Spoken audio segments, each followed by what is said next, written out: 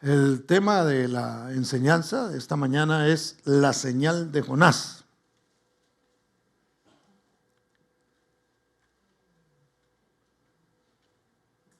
¿Lo tiene? Me dice amén.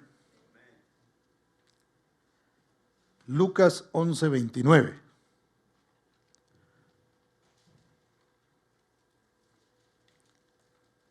Dice así la palabra del Señor: y apiñándose las multitudes, es decir, amontonándose las multitudes, comenzó a decir: esta generación es mala, demanda señal, pero señal no le será dada, sino la señal de Jonás.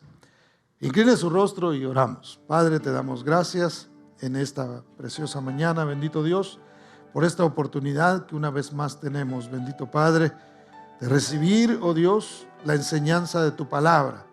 Señor, nuestros corazones están listos, nuestros corazones están deseosos de escucharte a ti, de oír tu palabra, Señor, de escuchar tu consejo, Dios de la gloria, que nos da luz, tu consejo, precioso Padre, que nos ayuda a cambiar, a ser transformados en nuestra manera de pensar, y así, oh Dios de la gloria, también sea transformada nuestra manera de vivir, precioso Señor. En el nombre bendito de Cristo Jesús, yo te ruego, Padre de la gloria, que esa obra, Señor, por la cual tú envías tu palabra, sea hecha en cada uno de nosotros, precioso Padre. En el nombre bendito de Cristo Jesús, sabemos que tu palabra no regresa a ti vacía, Señor, sino que cumple el propósito por el cual tú la mandas. Señor, estamos dispuestos a recibirla, estamos dispuestos a obedecerla, precioso Dios, en el nombre de Jesús. Amén y amén. Denle un aplauso fuerte al Señor.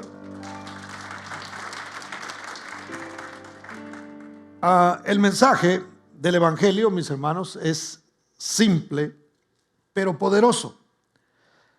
El mensaje del Evangelio hace la obra, por ese poder, hace la obra en nuestros corazones.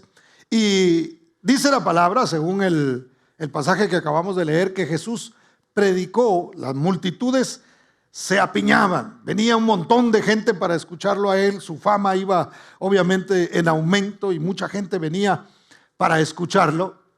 Y es curioso porque Jesús traía un mensaje que siempre trataba la manera de traer esperanza a la gente, y esta obviamente no era tampoco la excepción. Sin embargo, parece un poquito inapropiada en nuestro contexto la forma en la que él comienza su predicación, porque ninguno de nosotros empezaría, hermano, por lo menos yo me pongo a pensar y digo, yo no empezaría un mensaje diciéndole a la gente: generación mala.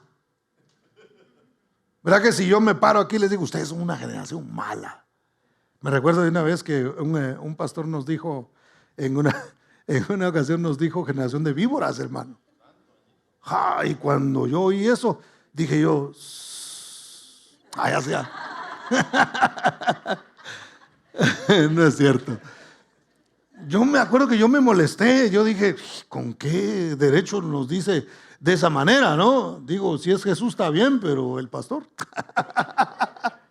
Entonces, ninguno comienza, al contrario, creo que nosotros queremos al principio quedar bien con la gente, sobre todo cuando uno está frente a una audiencia que nunca antes ha conocido, y uno va a predicar y uno quiere caer bien, hermano. Uno quiere que al final la gente venga y le diga a uno: gracias por la palabra, gloria al Señor, Dios lo usó, Dios me habló, qué sé yo. Uno quiere oír esos testimonios no porque llenen el ego, sino porque, bueno, por lo menos esa debe ser la intención, no porque llenen nuestro ego, sino porque nosotros queremos saber que estamos siendo efectivos en lo que nosotros hacemos y decimos, en lo que Dios, queremos saber que Dios realmente nos está usando como instrumentos. Entonces no tienen tanto que ver con sentirme orgulloso de haber predicado un mensaje que a la gente le llegó, sino realmente queremos ser efectivos. Entonces procuramos, cuando predicamos, caerle bien a la gente, que a pesar de lo que decimos, tratamos la manera de decirlo de una forma en que la gente no se ofenda, en que la gente se sienta bien, que aunque sea una exhortación incluso, vaya con anestesia un poquito y se sienta así como cuando le va entrando el líquido a usted, de esas inyecciones que duele más el líquido que el pinchazo, ¿verdad? Entonces nosotros queremos usar todas estas estrategias para que seamos buenos comunicadores y de esa manera no ofendamos a la gente. Sin embargo, Jesús comienza su predicación diciendo: esta generación es mala. Y no dijo: mire, algunos de ustedes, o nosotros que a veces bromeamos y decimos: los que no vinieron hoy, esos son, ¿verdad? Sino que él dijo: esta generación es mala. ¿Por qué? ¿Por qué era mala esa generación, hermano? Porque demandaban una señal. El simple hecho de demandar una señal los hacía una generación mala.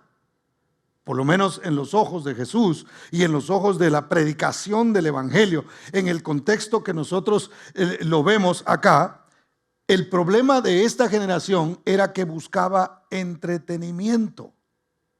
Y nosotros vivimos, hermano, en un tiempo donde sobran las maneras de entretenerse.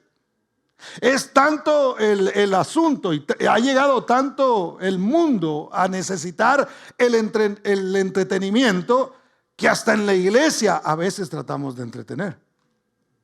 No sé si me voy a entender. Pero yo he escuchado a veces personas, escuché hace algunos años, personas que venían a darnos conferencias de cómo llevar la iglesia adelante y cómo crecer y cómo tener un montón de gente. Y eso era lo que nos enseñaban. Y una de las cosas que nos enseñaban es: ustedes tienen un reto mayor aquí en esta ciudad. Porque como esta es la capital del entretenimiento, hermano. Mire dónde vivimos usted y yo. Mire, si no podemos realmente ser contagiados, si lo pudiéramos decir así, o contaminados con ese deseo de entretenimiento, con esa necesidad de ser entretenidos. Entonces nos decían: ustedes tienen que competir con los casinos, porque los casinos tienen esos tremendos espectáculos. Ustedes deberían de hacer lo mismo, nos decían a nosotros. Y yo respeto, hermano, cómo cada quien quiera presentar el Evangelio. Yo no me estoy peleando con nadie. Pero a mí lo que me enseña la palabra es que había gente que se le llamó una mala generación porque lo que buscaban era señales. Y querían, ellos seguían las señales. Y Dios no me manda a mí a seguir señales. Las señales deben seguirme a mí. Déjelo repito. Las señales deben seguir a la iglesia, no la iglesia siguiendo señales. Y hay gente que está siguiendo las señales. Y si hay una noche de milagros, y ahí va el montón de gente, ¿sabe qué busca la gente? Entretenimiento. Hermano, los milagros son espectaculares. Y yo no estoy en contra de los milagros. Yo se lo he dicho muchas veces acá. Yo creo en los milagros, yo creo en un Dios milagroso, yo creo en un Dios que sana, que salva, que liberta, que puede levantar a un paralítico del suelo, que lo puede levantar de una silla de ruedas. Yo creo en eso, pero lo que la palabra me enseña es que eso yo no lo debo perseguir, yo no debo demandar las señales, la señal, y vamos a ver cuál es la señal realmente que Dios está esperando que ocurra en nosotros. Yo no tengo que andar detrás de ver si ocurre un milagro simplemente porque eso se ve. Hermano, yo lo quiero ver de primera mano. Y mire que yo vi milagros, desde mi niñez. Yo vi en cruzadas del hermano G.J. Ávila, yo veía a la gente levantarse de las sillas de ruedas. Yo vi gente que sus muelas estaban picadas y de repente aparecieron con platino dentro de esas muelas, hermano, que ni los dentistas entendían. Ponen vaya usted que le pongan platino a ver qué le dicen. Y sin embargo Dios lo hacía. Era algo impresionante. Yo he visto todas esas cosas. Pero el Señor, hermano, quiere que la iglesia madure. Porque hay gente que dice: oiga, la iglesia como que ya no es la misma, porque ya no se ven esas señales y ya no se ven esos milagros. Bueno, lo que pasa es que hay que madurar. Vienen tiempos a veces donde Dios se mueve a través de milagros según el propósito que Él tiene para ese tiempo. Pero no es que la iglesia va a estar todo el tiempo. Si no, hermano, nuestro trabajo estaría en los hospitales, ¿sí o no? ¿Verdad? Porque, hermano, un montón de gente que sanaba cuando vino la pandemia también se tuvieron que esconder. También se tuvieron que meter en sus casas. Entonces, no es eso lo que Dios está queriendo de nosotros, sino Dios está queriendo que nosotros aprendamos y entendamos cuál es la señal que Dios quiere darnos a cada uno de nosotros, y con esa estamos completos, hermano. No vamos a necesitar más cosas. Si suceden más, qué bueno, gloria al Señor. Si Dios hace milagros, qué bueno. Yo les comenté el otro día que vino una hermana que creo que vive en otro estado. Y vino y dijo: pastores, yo quiero contarles que ustedes oraron por mí y gloria a Dios porque ya no tengo cáncer. Y cuando yo escuché eso dije: gloria al Señor. Ni me acuerdo cuándo fue que oré por ella. No me acuerdo, de veras no me acuerdo. Sí me acuerdo que vino y me acuerdo que oramos por la familia que vino, incluyéndola a ella que estaba enferma. Me recuerdo perfectamente de eso, pero no me acuerdo ni qué dije, ni Señor. Y ahora, porque no es mi unción, hermano, es la unción del Todopoderoso. Es Cristo Jesús el que hace los milagros. Gloria al Señor si Él nos usa como instrumentos a nosotros. Entonces, lo que le quiero decir es: hay una señal en la que nosotros nos tenemos que enfocar, y tenemos que dejar de ser cristianos que buscan el entretenimiento solamente. Nosotros tratamos la manera de hacer las cosas con excelencia, hermano. Queremos crecer, queremos avanzar, queremos crecer en todas las formas en que nosotros servimos a Dios. Pero no es con el fin de entretener a nadie.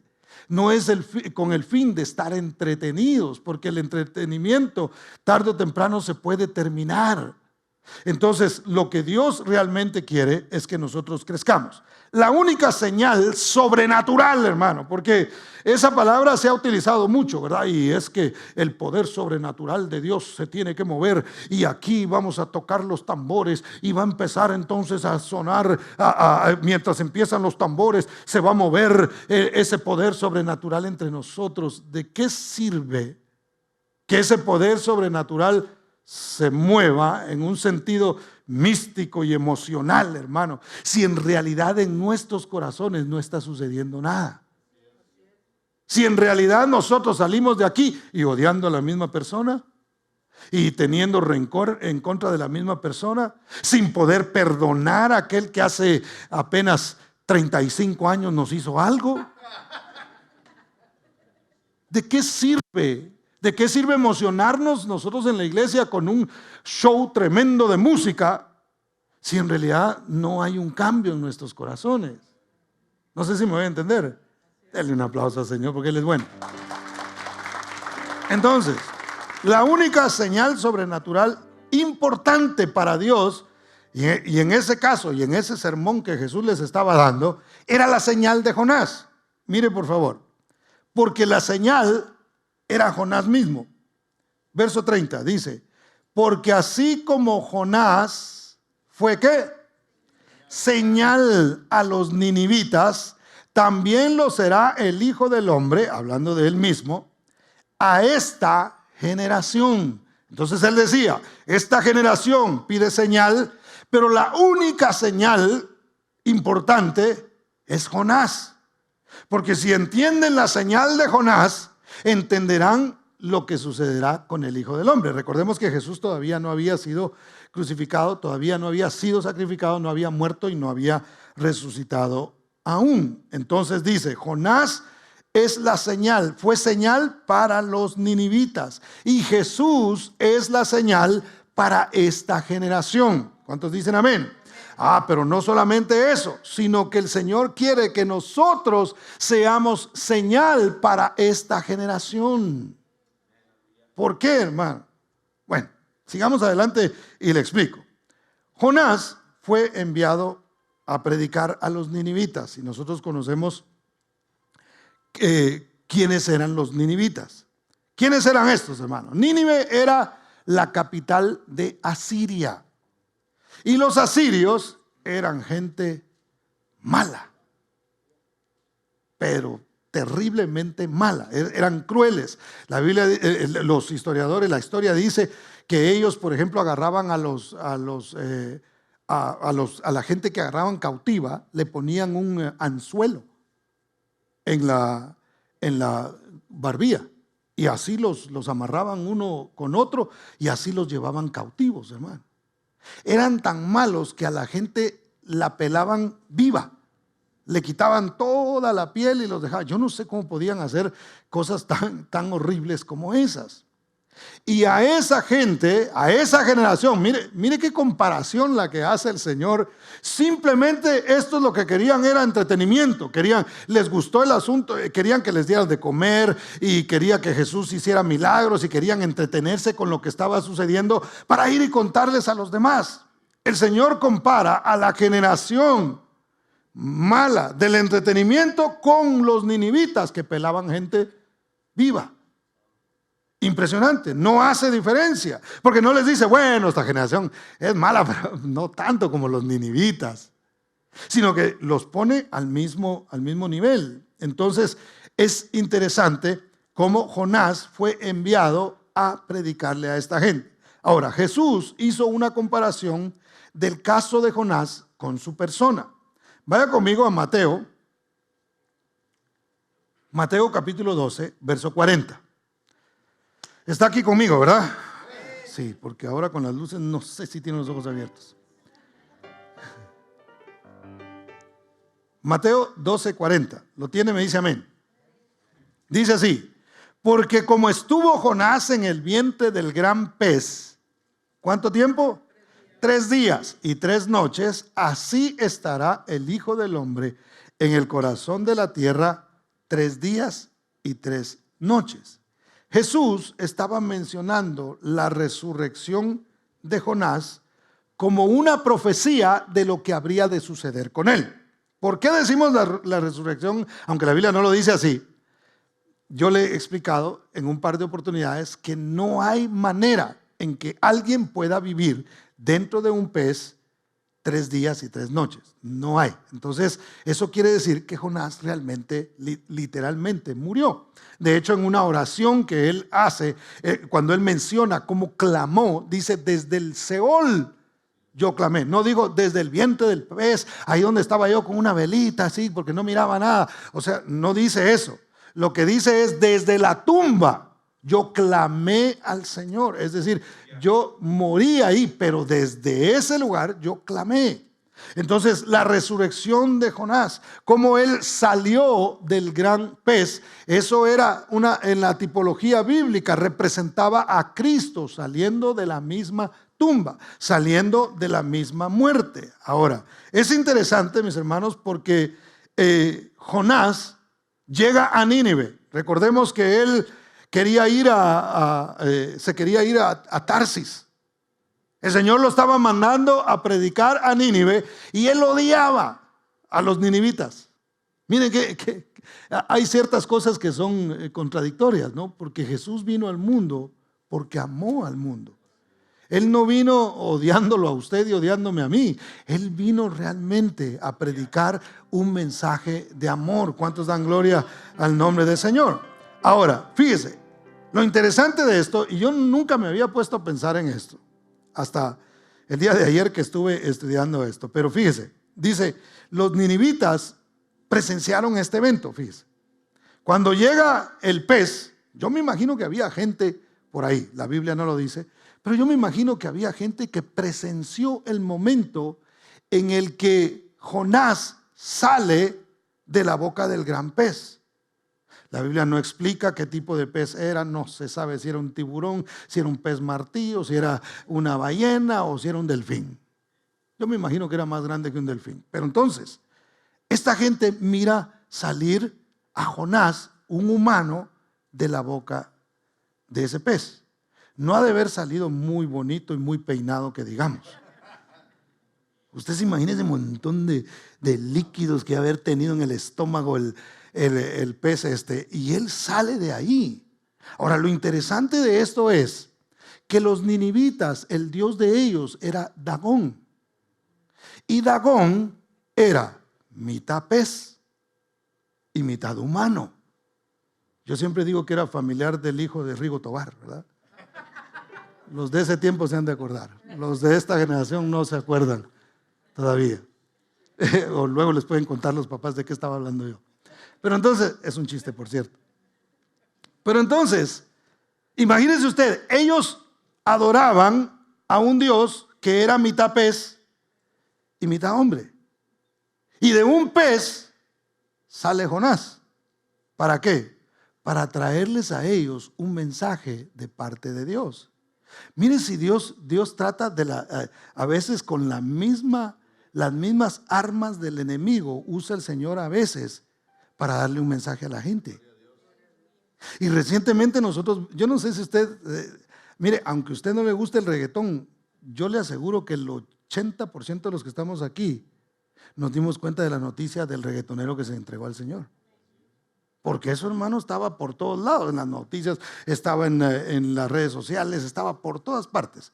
Por si usted no lo sabía, un reggaetonero se entregó al Señor y tuvo la osadía de detener su concierto para empezar a predicar. ¿Cuántos dan gloria al Señor, hermano? Mire, ahí salió del gran pez y empezó a predicarles a los que adoraban al pez. ¿Me doy a entender en lo que le quiero explicar? Entonces de lo mismo que ellos adoraban, sale la figura y dice: hey, aquí está. Y les traigo un mensaje, no de Dagón, yo les traigo un mensaje del verdadero Dios. ¿Cuántos dan gloria al nombre del Señor, hermano? Mire, y la generación que fue a ver ese concierto, hablando una vez más de este muchacho, o creo que ya no es tan muchacho, pero como se visten así se ven todavía jóvenes, ¿verdad? Pero la gente que fue ahí fue a buscar entretenimiento. Y algunos se quejaron, ¿no? Nosotros pagamos, nosotros pensamos que aquí iba a haber esto, iba a haber el otro, y miren, y ahora nos están predicando a Cristo y venimos a un culto. Y la gente se empezó a quejar ahí, hermano, porque esta mala generación lo que quiere es entretenimiento. Y prefieren que les estén cantando canciones que incitan a sus hijos a usar drogas, porque hasta el tipo pidió perdón por una canción que hizo, donde invitaba a los jóvenes a usar drogas, hermano. Y él dijo: no, esto se acabó. De hecho, él mismo dice: el que ustedes conocieron ya se murió. Ahora está aquí el ser humano diciéndoles: la única esperanza es Cristo Jesús. Mira, hermano, eso es lo que el Señor quiere hacer. Quiere usar las mismas armas del enemigo. Entonces sale Jonás y comienza a predicar no un mensaje de amor, sino en 40 días Nínive será destruida. Y ese fue el mensaje. No llegó a tocarles las emociones, no llegó a decirles: arrepiéntanse, el Señor les ama, Él va a tener misericordia de ustedes. Y Jonás no quería que Dios tuviera misericordia de ellos. Él fue ahí con la única esperanza de que Dios al final los destruyera a todos y los ninivitas desaparecieran de la faz de la tierra. Eso era lo que Jonás quería. Y su mensaje fue con esa intención: el Señor traerá juicio sobre ustedes y ustedes van a ser destruidos. Y lo decía con el alma, hermano, esperando que esa profecía se cumpliera en ellos. Nosotros sabemos que Dios tuvo misericordia de ellos. Y a Jonás no le gustó, hermano. Jonás se fue a subir. Usted ha leído de pronto el libro de Jonás. Y se fue ahí y enojado, porque dijo: no puede ser que Dios vaya a tener misericordia de esta gente con esa intención. Y sin embargo, los ninivitas se convirtieron, hermano. Los ninivitas, dice la Biblia, que se arrepintieron de los pecados que habían cometido, y el Señor tuvo misericordia de ellos y no los destruyó. Ahora el Señor dice: los ninivitas van a ser sus jueces. Mire, regrese conmigo a Lucas 11 y vea el verso 32.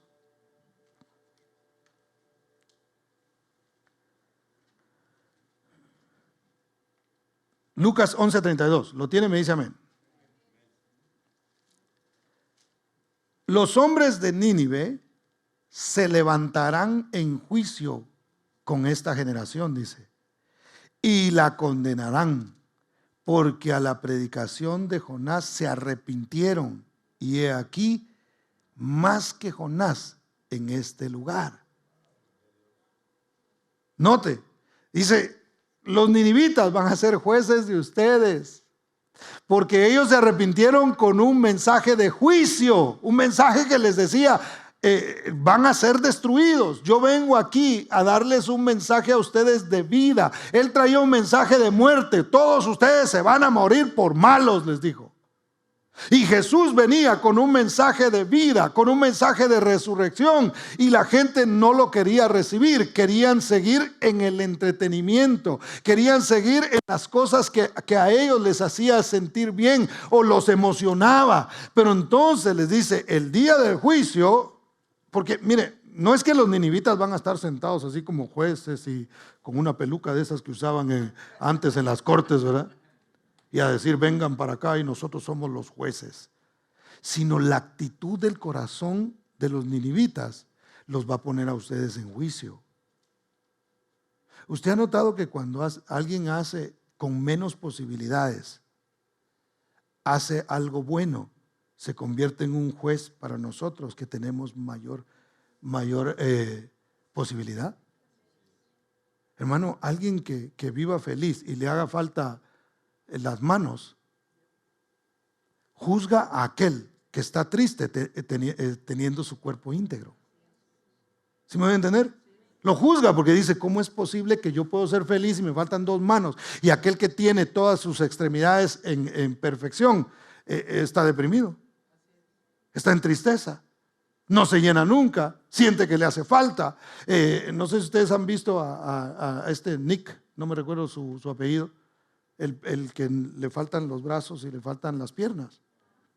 Dicen que en una ocasión él cuenta que iba en su silla de ruedas y de repente una mujer se lanzó sobre él y lo abrazó y empezó a llorar y a llorar y a llorar y no lo soltaba. Y dice él, yo ya me sentía incómodo porque me abrazaba y bueno, ¿y cómo le hacía a él? Espérese, ¿verdad? Si no tenía manos.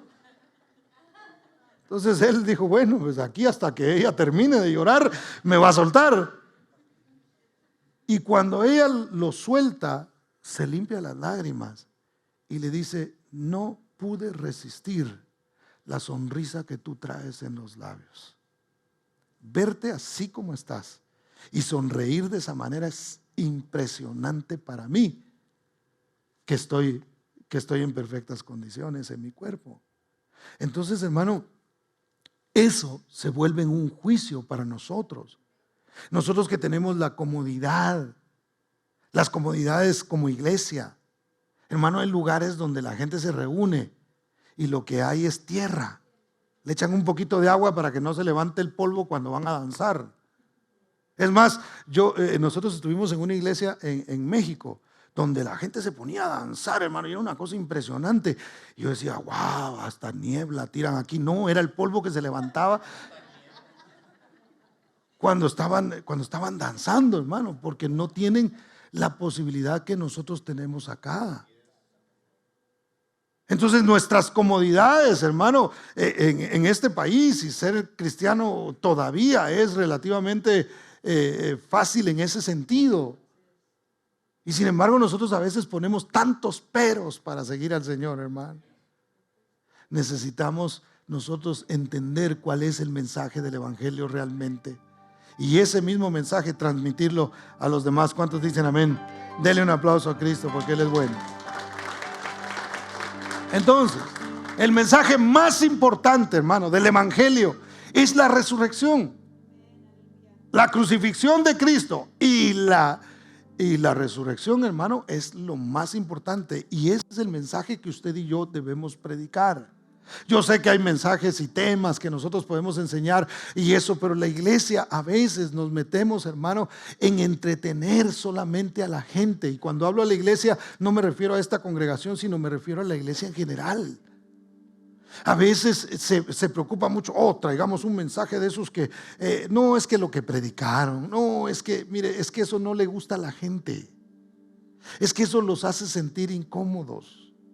Es que no hay que maltratar a la gente. Yo estoy totalmente de acuerdo en que no hay que maltratar a la gente, pero yo creo que no se necesita maltratar a la gente para enseñarles la verdad, para decirles qué es lo que hay que hacer, para decirles qué es lo que necesitamos realmente nosotros como iglesia proyectar al mundo, hermano, porque el mundo está demandando una señora. Ah, sí, muéstrame que Jesús vive. A ver, quiero ver, a que se aparezca, que haya esto, que haya el otro. Muéstrame realmente que Jesús existe. A ver, dame una evidencia. Bueno, hay que darle la evidencia de Jonás. Yo estaba muerto en delitos y pecados, pero el Señor me dio vida cuando estaba ahí. Cuando yo creí en Él, yo empecé a vivir una nueva vida. Mi carácter comenzó a ser transformado. Mi vida comenzó a cambiar. Dejé el pecado que me apresaba. Ahora soy libre. Antes estaba atado a los vicios. Antes estaba atado a un sinfín de cosas. Pero cuando vine a Cristo, salí de ese gran pez y ahora estoy fuera. Y ahora me puedes ver cómo he sido lavado por la sangre de Cristo. Esa es la señal que el mundo debe ver. El mundo debe ver una iglesia cambiada, una iglesia que está llena del amor de Cristo, una iglesia que proyecta, que tiene vida, no solamente porque hace ruido, sino porque el Espíritu Santo mora en medio de nosotros. Donde quiera que nosotros vamos, hermano, debemos proyectar a un Cristo que vive. La gente debe ver a Cristo en nosotros vivo, hermano. No un Cristo que está muerto, sino un Cristo que hizo la obra en nosotros. ¿Cuántos dicen amén? 1 Corintios capítulo 15, versos 1 al 4.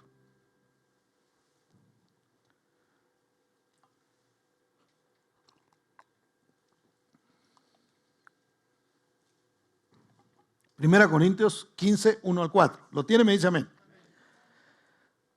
Dice: además os declaro, hermanos, el evangelio que os he predicado, el cual también recibisteis, en el cual también perseveráis, pero por el cual asimismo, si retenéis la palabra que os he predicado, sois salvos. Es decir, das evidencia de que eres salvo. Si no, creísteis en vano, porque primeramente os he enseñado lo que asimismo recibí, que Cristo murió por nuestros pecados conforme a las Escrituras, y que fue sepultado y que resucitó al tercer día conforme a las Escrituras. Entonces, el mensaje principal del evangelio es que Cristo vive, que Cristo resucitó, y porque Él resucitó es que nosotros tenemos esperanza de vida. Usted y yo vamos a vivir eternamente. Déjelo repito. Usted y yo vamos a vivir eternamente por medio de Cristo Jesús, porque hemos creído a su resurrección, porque no estamos demandando señal, o no deberíamos demandar otra señal. Señor, muéstrame que tú verdaderamente existes. No existes. Debemos decirle: Señor, yo te creo, porque he visto el cambio en mí, porque veo la obra que tu palabra está haciendo en mi vida. Yo vivo porque tú resucitaste. Hubo un poder que se soltó, hermano, en el día que Cristo resucitó. ¿Cuántos dicen amén? Entonces, 4 razones, vamos a ver rápidamente, 4 razones por las que la resurrección es importante. Número 1, la resurrección es importante porque es la demostración de que Jesús es Dios. Algunos piensan que Jesús simplemente era un hombre que vivió, fue bueno, tenía un bonito mensaje, trajo algo diferente, motivó a la gente, y eso fue todo. Pero nosotros sabemos que Jesús realmente era Dios encarnado, y Él sigue siendo Dios. ¿Cuántos dicen amén? Ahora, dice Juan capítulo 10 y verso 18, note por favor, dice: nadie me quita la vida, sino que yo de mí mismo la pongo.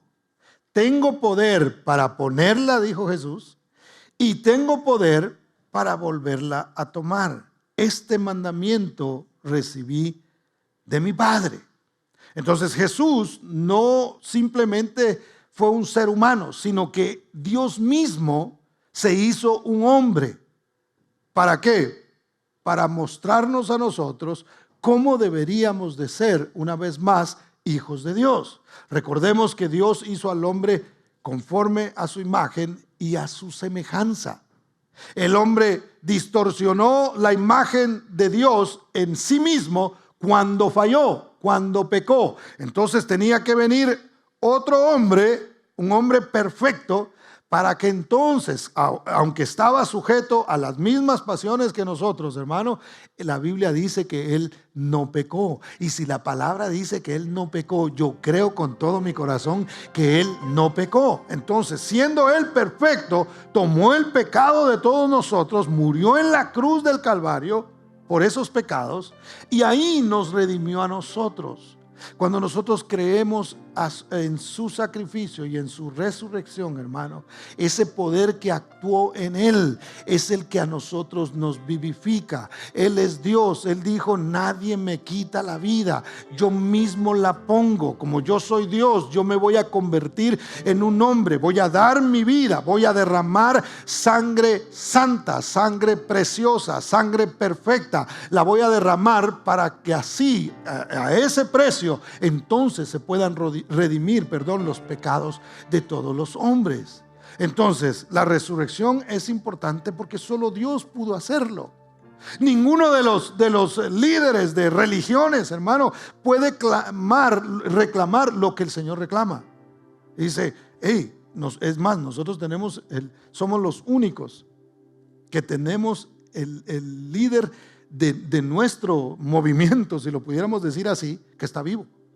Todos los demás dicen: bueno, y tenemos ahí las escrituras de qué sé yo, de Buda, y ahí está, y Buda, ¿dónde está? Bueno, se murió. Y no hay nadie que pueda decir: Buda resucitó. Y bueno, ahí tenemos las enseñanzas de Confucio, y algunos pues están bien confundidos con eso, ¿verdad?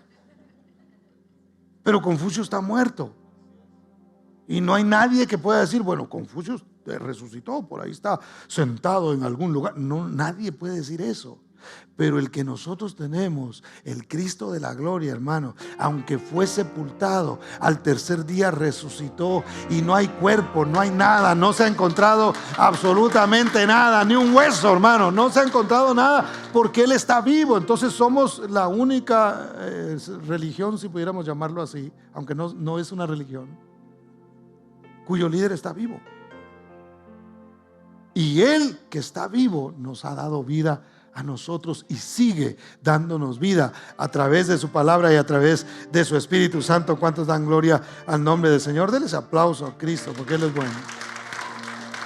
La resurrección es una señal de la autoridad de Jesús, hermano. Cuando Jesús llegó al templo, ¿se recuerda usted? Y estaba la gente vendiendo animales, y vendiendo palomas, y vendiendo corderos, y habían cambistas, es decir, había gente que cambiaba dinero. Recordemos que el impuesto que antes había, porque en el templo había un impuesto que se pagaba. La gente que entraba tenía que pagar un impuesto para el mantenimiento del templo, y no se podía pagar en otra moneda que no fuera a través de la moneda hebrea. Entonces la gente tenía que llegar y cambiar el dinero a moneda israelita, y entonces podían entrar. Pero los negociantes siempre se aprovechan, hermano, ¿verdad? Como se aprovechan hoy día de la situación. Entonces, en ese tiempo ya existían esas mañas, hermano. Entonces ellos le ponían un precio mayor y comenzaba. Entonces el que no tenía para pagar se quedaba sin entrar. Jesús se indignó, entró y comenzó a darle vueltas a las mesas, y dice la Biblia que hizo un azote de cuerdas y comenzó a tirar todo ese montón de monedas, y empezó las palomas salían volando, hermano. Él fue el primero que dijo: a volar paloma. Y entonces sacó a todos de ahí. Cuando oyeron eso, entonces se acercaron a Él. Mire, y a mí me encanta lo que el Señor respondía, porque Él no le respondía de la manera que ellos esperaban que iba a responder. Ellos se acercan a Jesús y le dicen: ¿con qué autoridad tú haces esto? O sea, ¿quién eres tú para que vengas a tirarnos a nosotros nuestro negocio acá? ¿Quién eres tú para que vengas a hacer esto? Y el Señor le responde de una manera que no entendieron.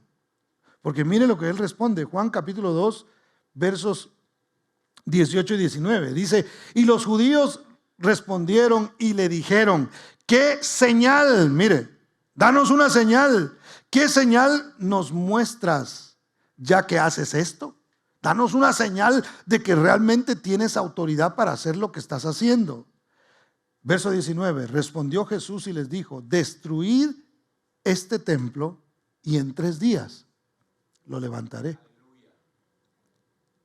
Y yo me imagino que en la mente de los judíos empezaron a ver un montón de gente tirando el templo, ¿verdad? El templo que estaba construido. Y viendo a Jesús en 3 días de manera espectacular levantando el templo. Dijo: hey, esto llevó años construirlo. Y este dice que lo destruyamos y que en 3 días lo va a levantar. Esa es la señal que nos quiere dar. Ni siquiera creyeron, porque si no hubieran ido a agarrar, ¿verdad?, palos y qué sé yo, hubieran comenzado a destruir el templo. Pero Jesús estaba hablando de sí mismo. La señal de autoridad que yo les voy a dar no es que voy a hacer un milagro espectacular y voy a levantar el templo una vez más y ustedes van a ver que va a ser más espectacular que ustedes tienen ahora, sino estaba hablando de él mismo. Dijo: destruyan este templo, destruyan. Y en eso sí le hicieron caso, hermano, aunque no entendía, porque el cuerpo de Cristo fue golpeado, fue lacerado, fue prácticamente destruido. Cuando él estaba en la cruz, hermano, ese era un pedazo de carne lleno de sangre. Toda su sangre, hasta la última gota, fue derramada en esa cruz. Y al 3er día, hermano, algo tremendo resucitó.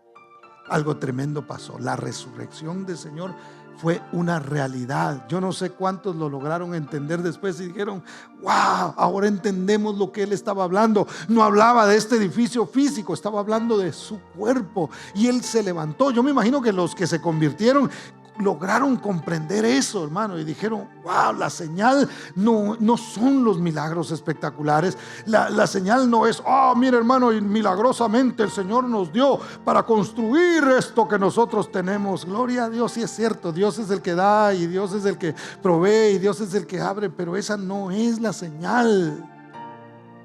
También algunas religiones, hermano, falsas, tienen tremendos edificios y pueden reclamar lo mismo. Mire, esta es la señal de que Dios está con nosotros. Mire lo que hemos hecho. Mire cuánta gente viene aquí. Mire las multitudes. Generación mala, le dijo el Señor a las multitudes, hermano. ¿Está en contra de las multitudes, pastor? No. Estoy en contra de que la gente siga buscando señal. ¿Qué señal nos muestras para hacer lo que estás haciendo, limpiando aquí la casa? ¿Qué señal nos das? La señal que yo les doy a ustedes de mi autoridad es que este cuerpo va a ser destruido, este templo va a ser destruido, pero en 3 días lo voy a volver a levantar. Y cuando ustedes se den cuenta de eso, sabrán que yo tengo autoridad sobre la muerte y sobre la vida. ¿Cuántos dan gloria al nombre del Señor? Dele ese aplauso fuerte a Cristo. Entonces, hermano, número 2, ¿por qué la resurrección es importante? Porque le da valor a la obra sustitutiva. Jesús murió en lugar nuestro. Usted y yo éramos los que merecíamos morir por nuestro pecado. La consecuencia de nuestro pecado tenía que ser tenía que venir sobre nosotros. Hermano, ¿y qué culpa tenemos nosotros si Adán fue el que pecó y nos heredó todo eso? Bueno, Dios mostró su misericordia al traer a Cristo y darnos una oportunidad. O sea, nadie puede llegar al cielo o de pronto levantarse en el trono de Dios y decir: Señor, pero ¿cómo iba a ser yo un pecador si el primer hombre pecó y me heredó eso? Entonces el Señor va a decir: sí, pero yo envié a mi hijo que está aquí, y él fue y murió en la cruz del Calvario para que tú fueras redimido. El que no quiso tomar esa decisión fuiste tú. Así como el primer hombre prefirió el pecado a vivir siempre en la presencia de Dios, así también tú tomaste tu decisión. No tienes excusa. No hay excusa delante del Señor, porque hubo alguien que pagó el precio, hermano. Que nosotros no querramos usar eso, pues eso ya es problema nuestro. Pero el privilegio Dios nos lo ha dado. ¿Cuántos dicen amén? Entonces, fíjese, 1 Corintios 15:13, yo se lo leo, Dice, porque si no hay resurrección de muertos, tampoco Cristo resucitó. Y si Cristo no resucitó, vana es nuestra predicación, vana es también nuestra fe. ¿Qué pasaba? Los corintios, algunos no estaban creyendo en la resurrección. Entonces el apóstol Pablo les dice, si no hay resurrección, entonces tampoco Cristo resucitó. Y si Cristo no resucitó, entonces no sirve de nada. Es decir, si Jesús hubiera muerto por nosotros, hermano, y simplemente hubiera muerto, pero no hubiera existido la resurrección, entonces no tendríamos realmente motivo para predicar esto. Nosotros predicamos porque Cristo resucitó. Nosotros creemos en el Señor porque sí, murió, pero también resucitó con poder y gloria. Nuestro Señor, una vez más, no está muerto.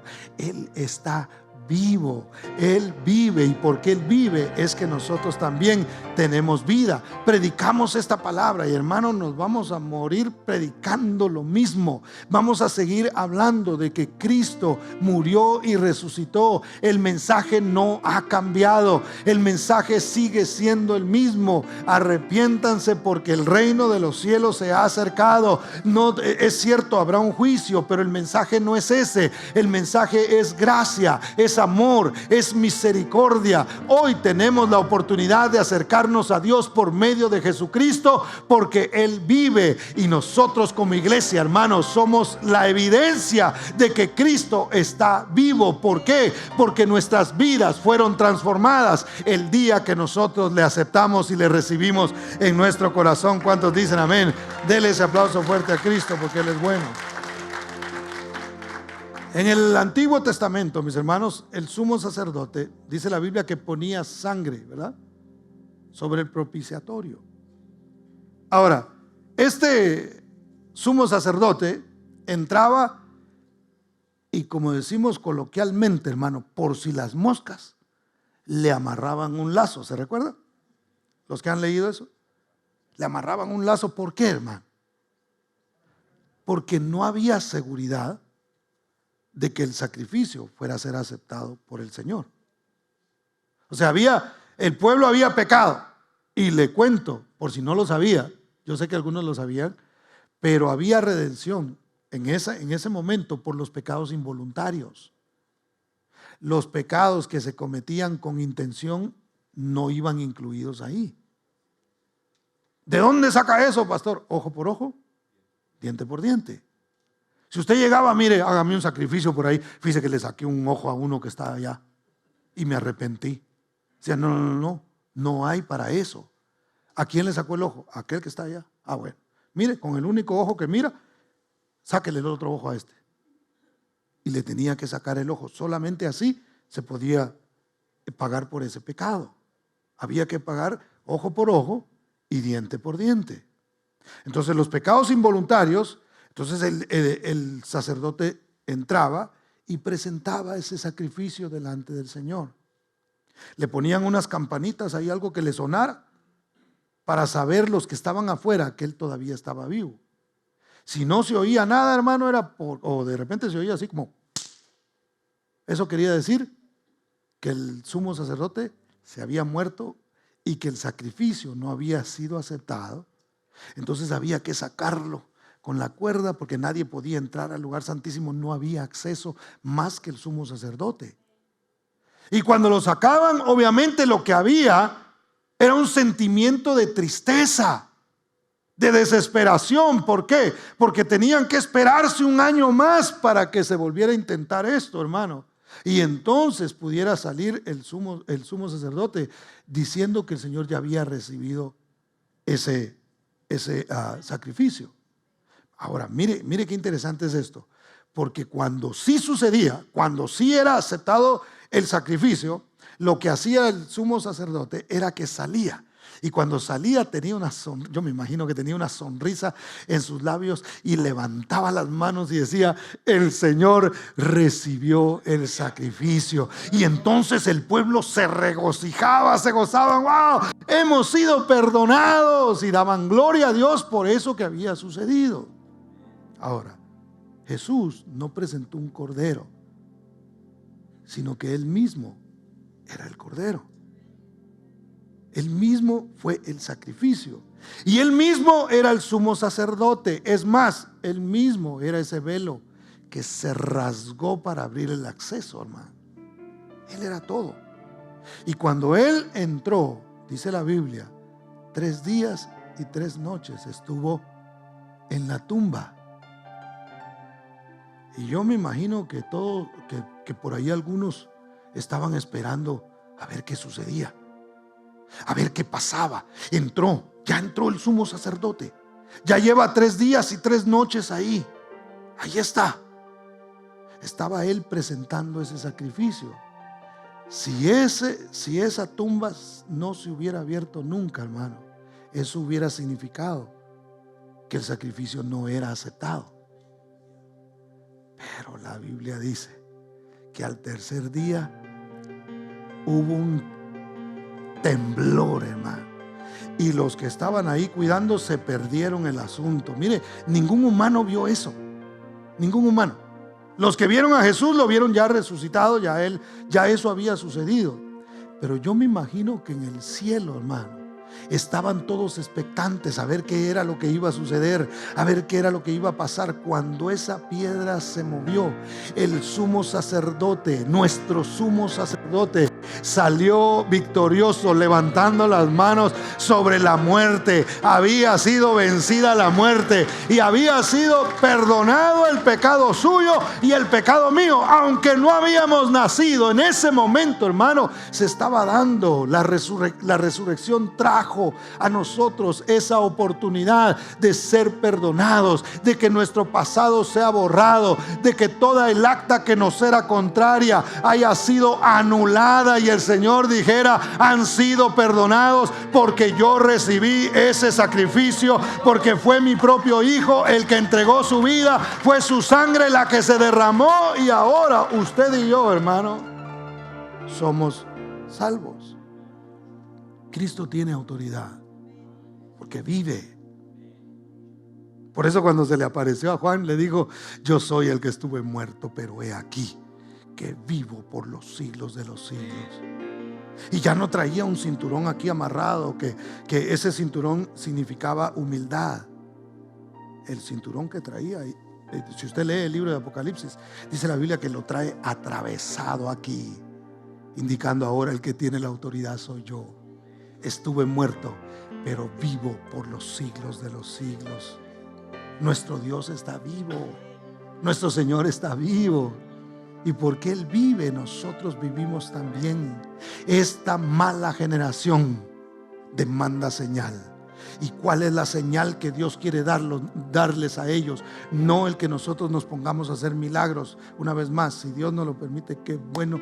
Y si Dios lo hace, gloria al nombre del Señor. Pero la señal que este mundo necesita ver es la de alguien que estuvo muerto, pero ahora vive. De alguien que estuvo viviendo una vida llena de pecado, llena de culpa y llena de un montón de problemas, hermano, pero que ahora ha resucitado. Y la gente puede ver que hay una iglesia que tiene no solamente vida porque hace ruido, sino tiene la vida de Cristo. Vive como Él, piensa como Él, procura vivir en todo momento conforme las enseñanzas que Él nos ha dado. ¿Cuántos dicen amén, hermano? Mire, esto no es religión, el cristianismo es un estilo de vida. Es donde nosotros podemos decir: no, mira, yo sé que tú estás pasando por eso, pero así estaba yo, pero el Señor me resucitó.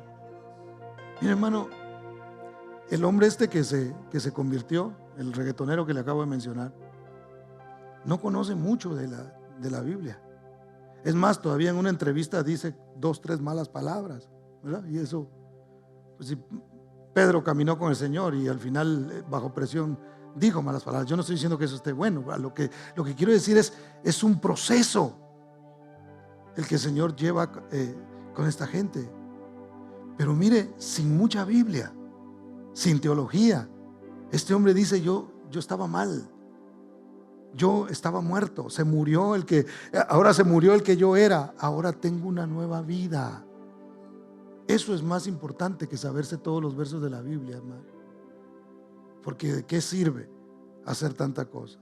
una vez más, ¿de qué sirve aún hacer milagros si no puedo perdonar al que me ha hecho daño, al que considero que me hizo daño? ¿De qué sirve hacer milagros y odiar y hablar cosas que no son, hermano? ¿De qué sirve hablar en lenguas y chismear al mismo tiempo, hermano? Tiene que haber un cambio en nosotros y mostrar la vida de Cristo. Eso es más importante. ¿Cuántos dan gloria al nombre del Señor? Denle ese aplauso fuerte a Cristo. Número 3. ¿Por qué es importante la resurrección? Solo son 4, hermano. 2, y esta se la menciono rápido. Es la demostración del resultado de confiar en Dios. Mire, Jesús es el autor y ¿qué más? Y consumador de la fe. ¿Qué quiere decir? Que no solamente la inventó y dijo, va, ahí está, ya les di la teoría, háganle así, de esta manera, sino que Él es de su autoría, pero Él la puso en práctica. Yo siempre he dicho que Dios no nos va a pedir nada a nosotros, y las enseñanzas de Cristo no nos piden nada a nosotros que Él mismo no haya hecho.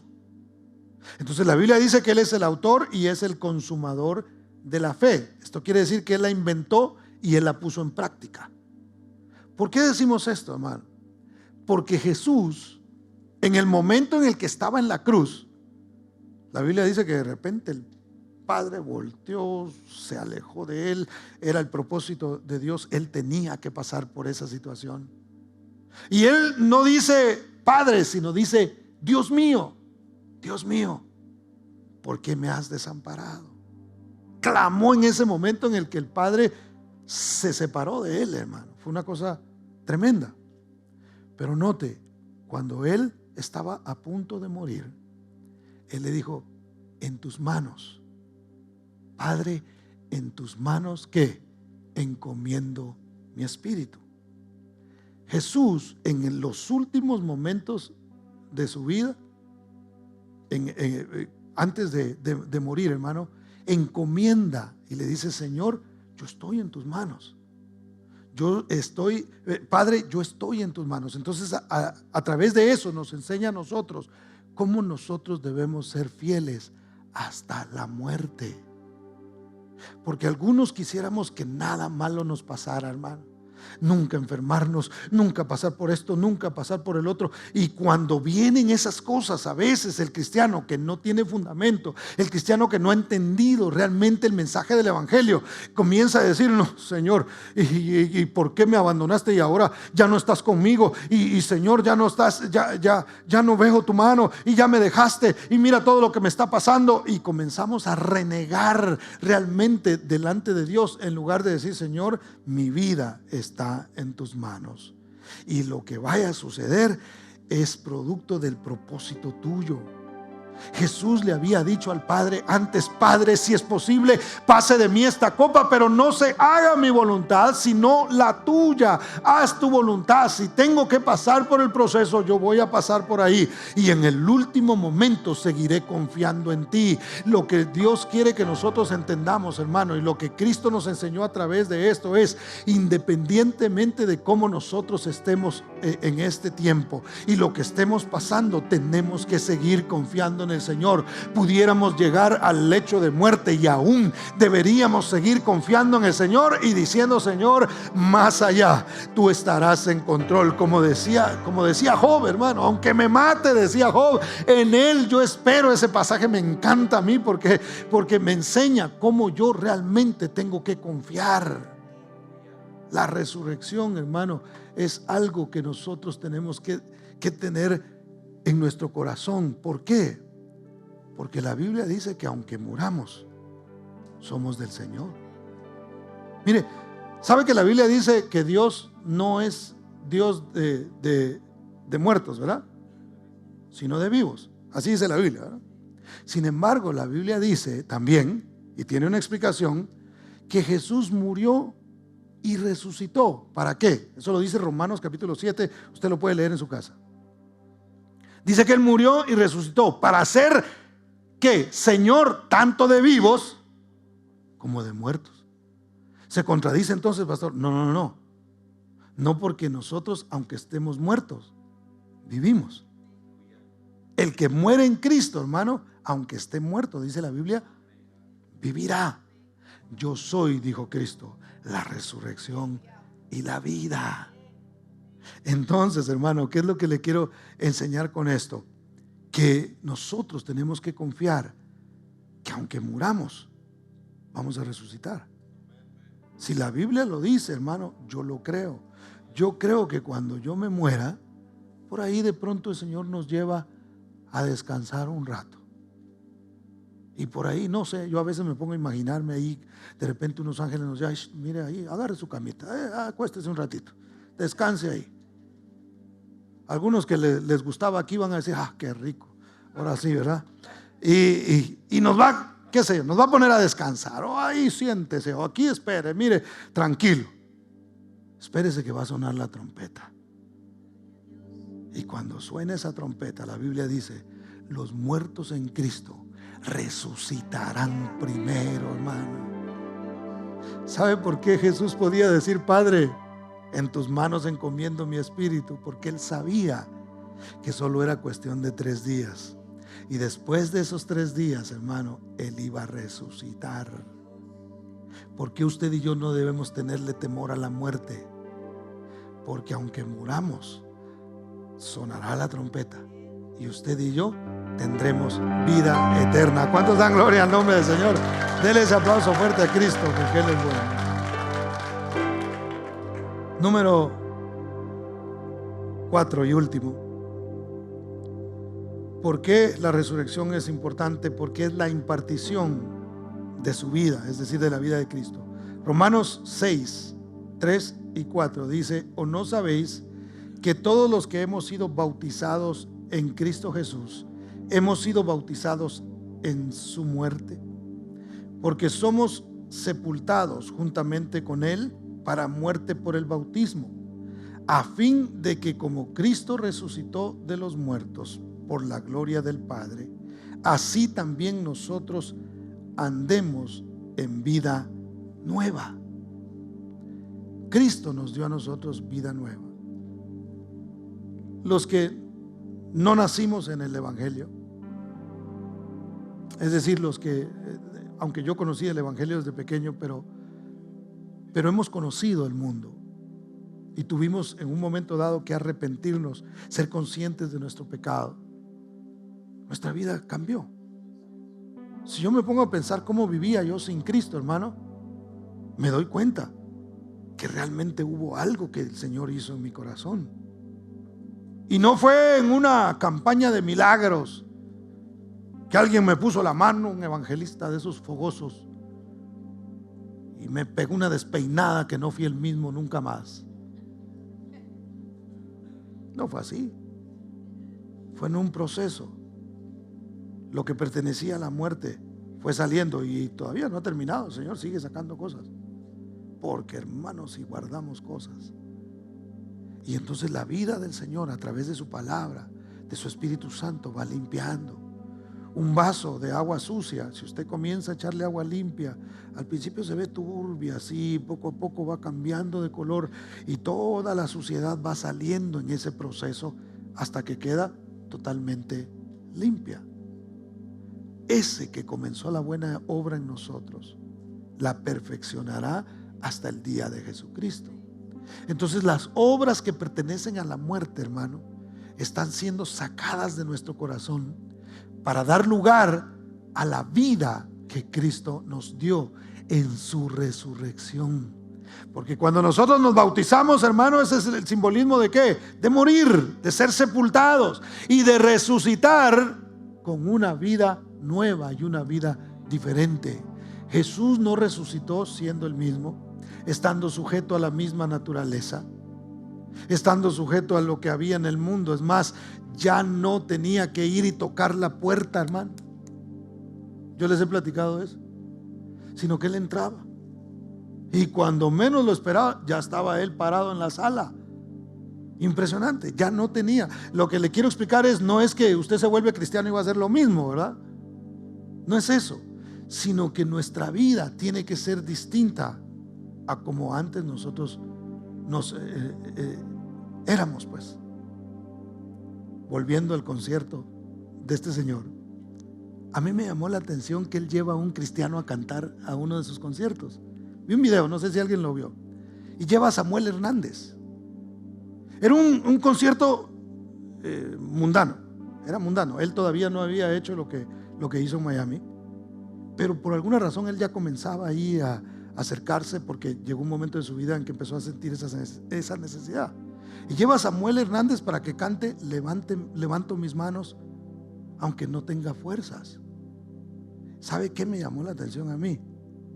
Que el público se sabía la canción, hermano. Eso me llamó la atención. Qué mala generación, dije yo. No, no es cierto. No dije eso, no había estudiado todavía este mensaje. Pero ¿qué busca la gente realmente, hermano?